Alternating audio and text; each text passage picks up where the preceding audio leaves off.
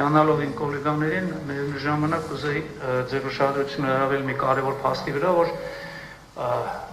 գաղտնալսումները որպես այդպիսին ներկայացվում են անուններով X մարդու չնշեն, հիմա այս ներկա մեր 18 հարթարներից բացի նաև այլ անուններ կար, որոնք ներգրաված չեն որպես մեղադրյալ, ու բարույթի նյութերում, ասենք ապացույցների հետ հիմնավորման համար, թե կոնկրետ ներկա գտնվող արդարներից ով է խոսում, չկա որևէ փորձաքննության եզրակացություն ձայների նույնականացման։ Իդեպ ասեմ, որ նախաքննական մարմնի կողմից տրամադրված այս բանը, գործիքը, որը ներառված է ամբողջությամբ այդ գաղտնալսումները, շատ ցածր է, նույնիսկ բարձրացնելու պայմաններում ես կասեի ամենատի անհնարին է որոշելու, թե օրինակ քննիչը չճանաչելով այս 18 հարթարներին կամ եկած անձանց ենթադրյալ վայրում ոնց է որոշել, որ դա ասենք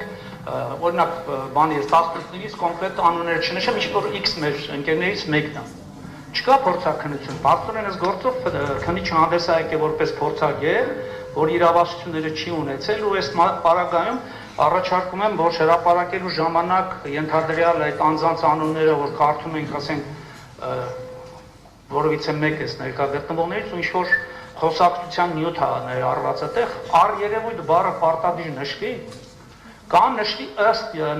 քննչական մարմնի կամ նախաքննական մարմնի ավելի ճիշտ ենթադրության, այդտեղ հատ փորձաքննություն չկա։ Ուրեմն ենթադրությունն է, սա ըստ ենթադրության նախաքննական մարմնի, դա այսինչ անձնավորությունն է։ Շնորհակալություն։ Մազվախեմ դատարան միանում եմ գործընկերոջս միջնորդությանը և ես ավելի կառաջարկեի, որպեսզի այդ ամենը գրավոր ներկայացվել անհատականացված, օրինակ կոնկրետ Իգոր Սարգսյանի մասով ներկայացվել, թե որ ապացույցներն են, որոնք որ ըստ մեղադրանքի կողմի վերջիկ կայացնելու համար նշանակություն կարող են ունենալ, որպեսզի պաշտպանական կողմն էլ հնարավորություն ունենա իր պաշտպանությունը ըստ դրան կառուցելու։ Հիմա ես հասկանում եմ, որ հանրային մեղադրողները ասելու են բոլոր ապացույցները վերաբերվում են բոլորին, սակայն այդպես չի լինում։ Վկա կա, որ ընդհանրապես որևէ մեկի հետ չի առնչվում կամ առնչվել է մեկ անձի հետ և բնականաբար դա չի կարող բոլորին վերաբերել, նույնն է վերաբերում է գաղտնալսումներին։ Հետևաբար ես կառաջարկեի, որպեսզի անհատականացված և առանձին գրավոր տեսքով դա ներկայացվել, թե այն կարծիքին է, որ այդպիսին պետք է արդեն մեղադրական եզրակացությունում ներկայացված։